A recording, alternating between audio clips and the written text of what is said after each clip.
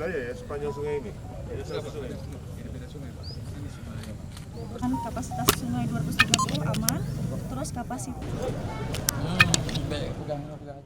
Syederlun Menteri Pekerjaan Umum dan Perumahan Rakyat atau PUPR Dr. Insinyur Muhammad Basuki Hadi Mulyono MSc PhD melakukan kunjungan kerja ke Provinsi Aceh, tepatnya di wilayah Aceh Utara pada Selasa 18 Oktober 2022. Menteri Basuki Hadi Mulyono turut bersama rombongan diantaranya PJ Gubernur Aceh Ahmad Marzuki dan Rem 011 Lilawangsa Kolonel Infanteri Bayu Permana, PJ Bupati Aceh Utara Azwardi Abdullah, serta Forkopimda Aceh untuk melihat langsung kondisi terkini pasca banjir melanda wilayah Kabupaten Aceh Utara.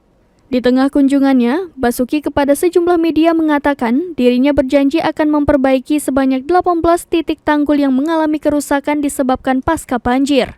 Dirinya juga menurunkan sebanyak 12 alat berat yang dikerahkan untuk membantu perbaikan tanggul dengan target dalam 1 minggu ini dapat terselesaikan. Menurutnya, banjir yang terjadi saat ini dikarenakan cuaca ekstrim yang melanda Aceh. Harapannya dengan selesainya pembangunan Waduk Krung Kerento nantinya akan mengurangi maupun mencegah terjadinya banjir di wilayah tersebut. Bisa ke sini atas perintah Presiden ya, lihat di berita laporan yang akan saya tinjau lagi. 4 jebolan tanggul seperti ini ya, dengan sisanya yang lagi kritis-kritis. Nah, itu akan ada 18 titik untuk laporan akan saya tangani. Pertama yang jebol-jebol seperti ini. Ini sekarang ada 12 alat sudah mau ke sini. Kita ambil dari Kerpol dulu, bendungan Kerpol ya. Nah, nanti dengan geobag dan bronjong kita siapkan ini mudah-mudahan minggu ini selesai nih.